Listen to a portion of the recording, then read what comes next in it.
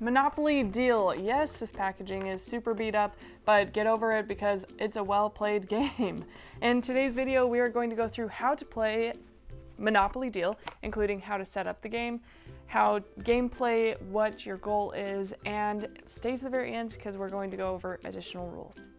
Let's get started with how to set up the game. So I've already shuffled all these cards. I'll do one shuffle for visual purposes. That's good enough, right? You're going to give everyone an essential rule / quick rule piece, and then we are going to be dealing 5 cards to each player. 2, 3, 4, 5. And the setup is complete. Now to win the game, you're going to need to be the first person who has 3 properties all played on the board, and whoever does this first wins. Now that we know what our big goal is, let's talk about how we get to this goal with gameplay. At the beginning of the game, you are dealt 5 cards, and for the purpose of this video, I'll show you what my hand is. During gameplay though, you will want to keep this secret from your opponents. Now there are a bunch of different cards with different powers. For example, this one says 1 million. It is just money. This one says just say no. Use any time when an action card is played against you, play it to the center for use. Or you can use it as 4 million if you want to add it to your bank. Then you have this action card slide deal. Steal a property from your player of your choice. Cannot be part of a full set. Play into the center for use. Or it's 3 million if you add it to your bank. Then you have property cards, which some cards are just ordinary properties. They tell you how much rent is depending on how many of that property you have, and then it tells you how much is a full set. So for example, this green one shows 3 cards equals a full set. In comparison, you've got Waterworks, 2 is a full set. If you see on the wild cards, you have on one side, you show if you have 1, 2, 3, or 4, and then it says 4 is a full set for the railroad. And if you flip it over, then you have that information for green. You have the rent for 1, 2, or 3, 3 being a full set. Then you have these rent cards. Now these rent cards some only have 2 colors and some have rainbow. You use these, force one player to pay you rent for the properties you own in one of these colors, play to the center for use, or you can use 3 million if you put it in your bank. Essentially, you'd play this card and you'd say, okay, I want rent for the green one, and that player would have to pay you 7 million because we have 3 of that card, and rent for 3 of that card is 7 million. On each turn, you are going to draw 2 cards, and then you are able to play up to 3 cards. So for example, if I wanted to, I could play rent and have someone pay me. On a full set, I could place a house, add onto any full set you own to add 3 million to rent value. Say I play this. Now I have 2 more cards that I can play. So I can play the rent card and force a player to pay rent, which is 7 million, plus I have a house, so plus 3 million. That's 10 million from one of the players.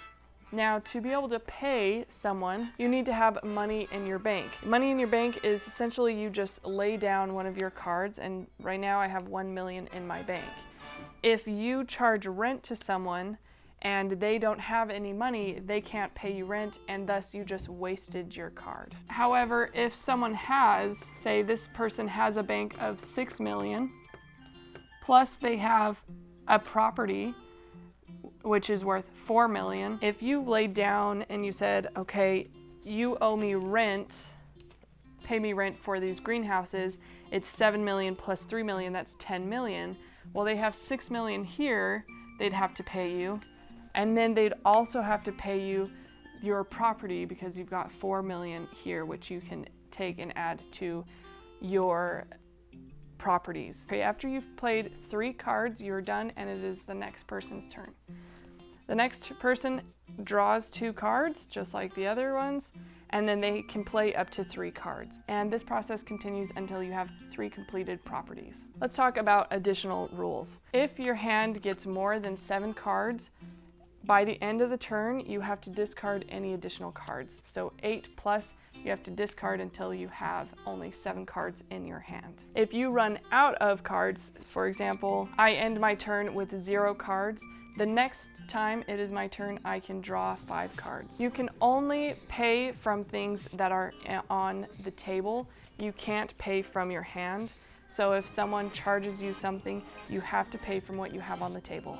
If you have, for example, 5 million and someone charges you rent that only costs 2 million, you have to hand over the entire 5 million and no change is given. If the card is part of the bank, so say someone decided to, instead of play this card, they decided to put it in their bank, you can't use the action anymore, but you can use it as money, and so the person who receives it also cannot receive it as an action card.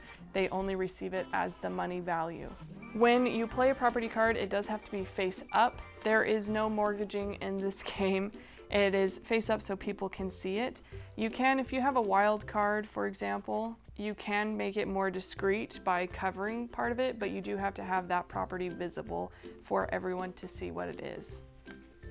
If you charge someone money and they don't have any money, or they don't have anything on their board, no properties or anything like that, they don't have to pay you anything because they don't have anything on the table to pay with. There are wild cards in the deck, and these wild cards can be used for any property. For example, this property is a wild card of black and green.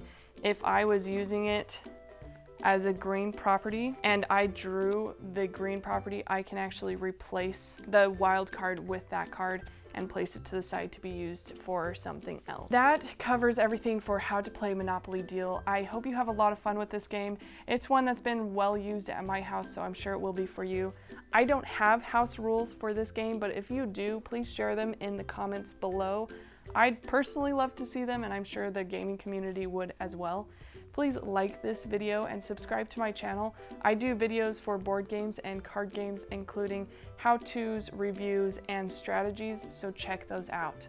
Again, thank you so much for watching this video, and have fun playing Monopoly Deal.